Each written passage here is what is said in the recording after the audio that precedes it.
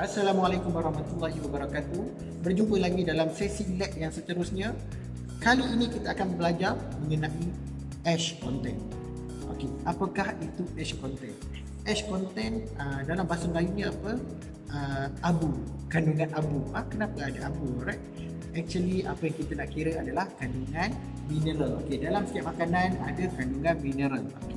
Di dalam lecture note, dalam lecture video kita dah belajar mengenai mineral. Okey, mineral salah satu karakteristiknya ia adalah inorganic material. Okey, apakah maksud inorganic? Okey, bukan organik. So apabila bukan organik ini, apabila kita panaskan dia, kita bakar pada suhu yang tinggi, alright, kita akan dapat sisa-sisanya yang tidak akan musnah. Okey, dalam bentuk abu ataupun ash. Alright. So kandungan ash dalam makanan akan menentukan secara kasar kandungan mineral yang ada di dalam produk makanan. So that's why we do ash content analysis. So for this analysis, untuk analisis ni, okay, bahan-bahannya lebih kurang sahaja actually sama seperti moisture content analysis. Alright, kita akan gunakan crucible, alright, sample. Okay, saya akan gunakan badam juga kali ini. Alright, so apa ini? Tong, okay, alright, dan juga spatula untuk kita pindahkan sampel kita ke dalam crucible. Okay, so basically penggunaan alatan sama, alright, daripada A sampai Z. Okay, tata cara penggunaan pembuatan eksperimen ini, okay, langkah-langkahnya lebih kurang dengan moisture content analysis. Cuma perbezaannya adalah kita akan gunakan furnace, okay, pada suhu 500 ke 600 degree Celsius, okay, bukan 100, okay, 500 ke 600 degree Celsius, okay, supaya kita dapat bakarkan sampel kita menjadi ash. Okay, jom kita tengok. Okay, sekarang kita masukkan crucible ini. Okay, lihat masih kosong lagi, right, di dalam desiccator ini, okay, dan penutupnya sekali. Kemudian kita tutup sahaja desiccator ini, okay, tutup ikut bentuk dia lah, ikut getah dia ni. Alright, so apa yang kita akan buat sekarang, kita akan on saja vacuum pada desiccator ini. Okay, jom kita tunjuk sikit mana unit vacuum dia. Alright, di sebelah ini ada, ini adalah unit vacuum. Okay, kita onkan saja di sini. Okay, dan sekarang anda boleh lihat, okay, di bahagian dalam ini, okay, vacuum mula terhasil. So apa yang berlaku sepanjang proses ini, desiccator kita di dalam ini akan dibuang segala lebihan-lebihan moisture yang ada, supaya lepas ini result kita dapat lebih tepat. Alright, okay. So berapa lama kita akan tunggu? Okay, selalunya paling baik kita biarkan 24 jam desiccator di dalam ini. Alright. Okey, baiklah, sebelum kita masukkan crucible kita, okey, make sure bacaan di dalam ini adalah kosong, adalah kosong. Kita tutup semua pintu, okey, tekan tab di tengah ini dan bacaan dia akan reset kembali kepada kosong. Alright, sekarang kita boleh buka pintu di tepi ini, okey, kita ada pintu dia, tolak saja pintu ni. Alright. Okey, kemudian kita masukkan crucible kita. Okay, dan kita dapatkan bacaan dia. Okay, okay, crucible. Okay, dan jangan lupa kita timbang sekali dengan penutup crucible tadi.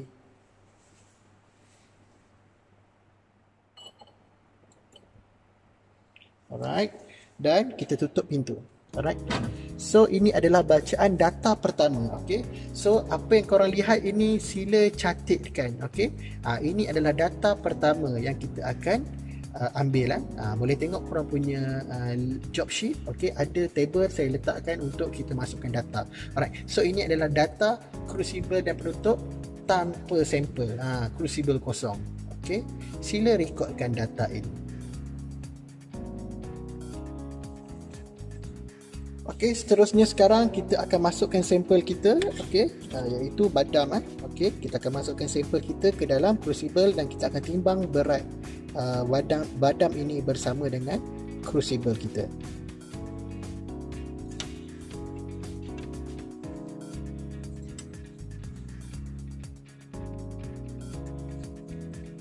Okey, pertama sekali kita buka dulu penutup crucible ini. Alright. Berhati-hati.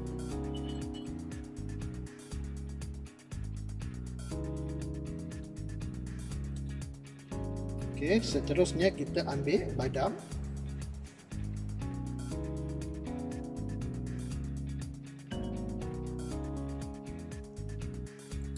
Okey, kemudian kita tutup kembali crucible kita tadi.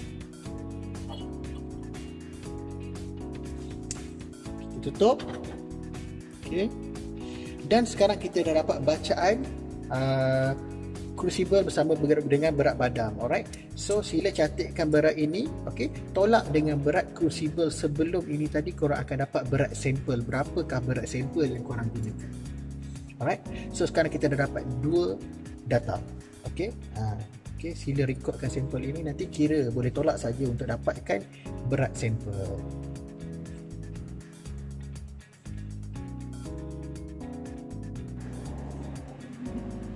Okey, baiklah. Seterusnya kita akan masukkan sampel kita ke dalam furnace. Okey, di sini yang membezakan antara eksperimen moisture content dan juga ash content determination. Alright. So kali ini kita akan gunakan furnace. Okey, furnace. Kenapa tidak gunakan oven? Sebab oven memang suhu yang boleh maksimum boleh capai adalah 100 degree Celsius. Okey, untuk ash kita perlukan suhu yang lebih tinggi. Okey, 500 ke 600 degree Celsius. So kita perlukan alat yang kita panggil sebagai furnace. Okey, so sangat-sangat panas. Okey, bila kita buka, okey, kita nak masukkan, kita kena hati-hati sebab sangat-sangat panas. Bahan misalnya very hot. Okey, so suhu 500 ke 600 degree Celsius. So jangan sentuh dinding furnace tersebut. Okey, sila pakai glove yang disediakan. Okey, ini glove yang agak tebal untuk kita tahan suhu yang panas. Alright, kita masukkan sampel kita. Okey, menggunakan tong tadi dan berhati-hati kita untuk kita masukkan ke dalam furnace ni ya. Okey. Okey, so sekarang kita akan masukkan sampel kita ke dalam furnace. Okey, kita boleh tengok kat furnace ni, okey, suhunya adalah 601 degree Celsius ya. Okay, so sangat-sangat panas, kita kena pakai glove ni. Okey, so kita buka furnace ni. Okey. Okey, sampai dekat sini boleh rasa agak panas. Okey, kita masukkan sampel kita bersama dengan penutup di dalamnya. Okey. Hati-hati. Okey. So kita akan biarkan di dalam ini selama 24 jam. So nanti kita akan dapat result dia dalam bentuk ash. Okey. So lagi satu, nanti kita akan perlu buka sedikit penutup dia supaya dia tidak ada pembakaran yang tidak sempurna. Kita nak pembakaran itu sempurna, so kita akan buka sedikit penutup ke dalam ya. Right.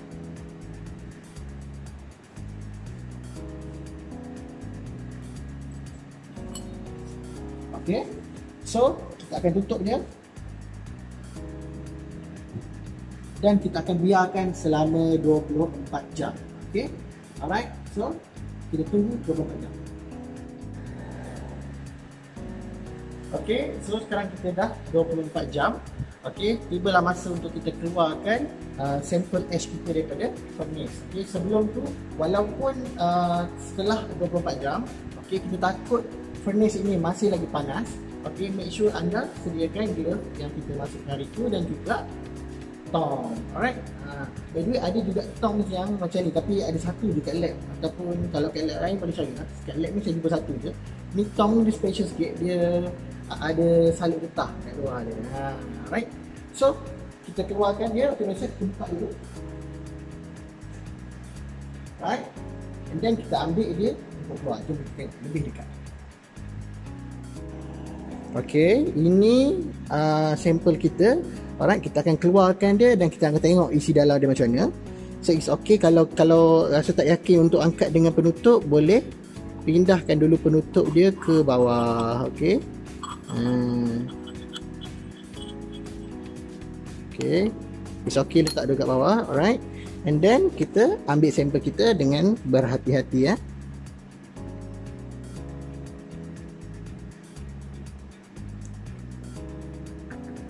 Okey. So sekarang saya nak tunjuk macam mana keadaan di dalam dia. Okey, nampak? Inilah ash.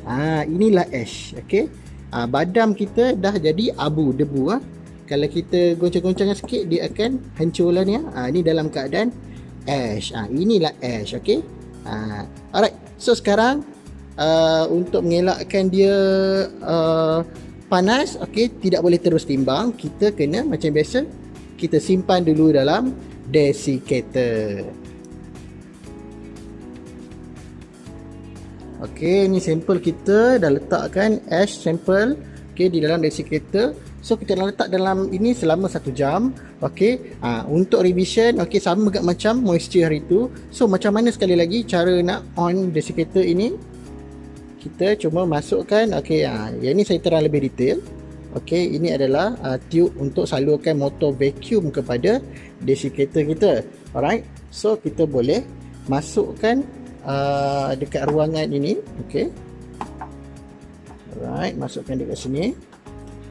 Right, ini adalah kita nak kontrol angin keluar dan masuk sebenarnya.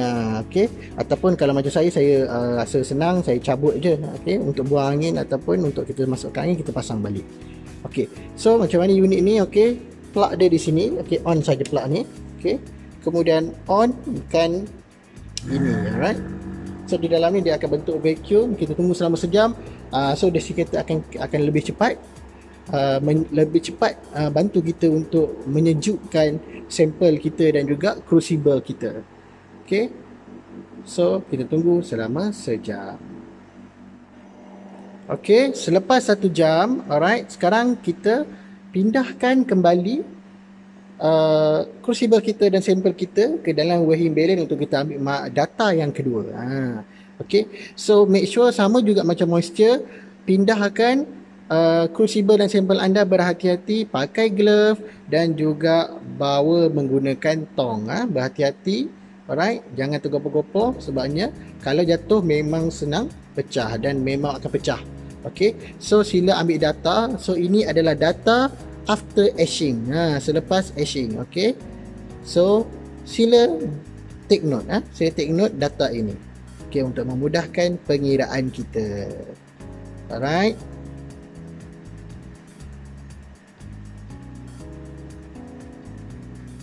ok, so sekarang kita dah habis ambil data. Ok, sebelum saya ajar cara-cara untuk kira, ok, ni saya nak tunjuk sebelum saya basuh crucible lah. Yang ini kat tangan saya, ni light ash. Ok, abu, kalau korang nampak abu rokok tu, sama lah macam ni lah. Ok, so bila kita bakar pada suhu yang tinggi, 600 degree Celsius, 500 pun ok. Ok, 500 ke 600 degree Celsius, dia akan jadi debu macam ni. Ok, so by the way, kalau pada suhu 500 degree Celsius, selalunya kita akan nak selamat, kita letak selama 24 jam lah dalam furnace. Okay, tapi di KTM ni sebenarnya furnace dah lebih advance. Okay, kita boleh set sampai 600. So kita tak perlu tunggu sampai 24 jam pun sebenarnya. Okay, kalau di KTM ni 3-4 jam pun kita dah boleh dapat result macam ni lah. Tapi kalau kita ikut prosedur asal, untuk lebih tepat dan juga lebih confirm dapat data macam ni, okay, kita kena simpan selama 24 jam dalam furnace tadi. Okay, so by the way, make sure saya ingatkan bila letak dalam furnace, okay, jangan tinggalkan penutup. Okay, kena ada penutup. Bila kita tutup tu, okay, bila kita tutup tu, make sure dia terbuka sedikit macam ni. Waktu dalam furnace tu lah, peringatan lah. Sebabnya banyak kesilapan. Okay, ada student dia buat ash tapi dia letak dalam furnace tu penutup terbuka macam ni. Okay, ataupun tak letak penutup langsung. So tak boleh, kena letak penutup. Okay, kenapa kena letak penutup? Okay, kalau kita contoh kita tutup habis macam ni, alright, kalau kita tutup habis macam ni, so tak ada ruang udara untuk masuk. So payah untuk sampel kita terbakar kat dalam. So ada kemungkinan tak dapat jadi abu sepenuhnya. Okay, so kalau kita buka pula, okay, tak letak penutup, okay, sampel kat dalam ni dia akan terbakar sampai keluar. So di sekeliling nanti akan ada jelaga hitam. Okay, jadi macam arang hitam-hitam tu di sekeliling furnace kita, dan nanti furnace kita kotor. Okay, so dia paling baik praktisnya adalah kita letak penutup, okay, dan terbuka sedikit macam ni sewaktu dalam furnace. Tapi bila kita letak tu, make sure bukan guna tangan. Okay, panas. So kita guna tong. Okay, alright, so kita teruskan untuk kita belajar cara kira ash content. Okay, sekarang kita akan belajar mengenai cara-cara untuk kita kira ash content. Okay. So pengiraan sedikit berbeza daripada moisture content, walaupun daftar yang kita ambil adalah sama, tapi kita tengok satu-satu. Okay, so sama juga. Okay, kali ni kita tak ada replicate, tak buat 3 replicate, kita buat 1 replicate saja. Okay, kita tengok satu. Okay, pertama sekali ini sama macam moisture, iaitu kita ambil berat empty container. Empty container saya label sebagai A. Okay, sebuah program empty container bersama dengan penutup dia.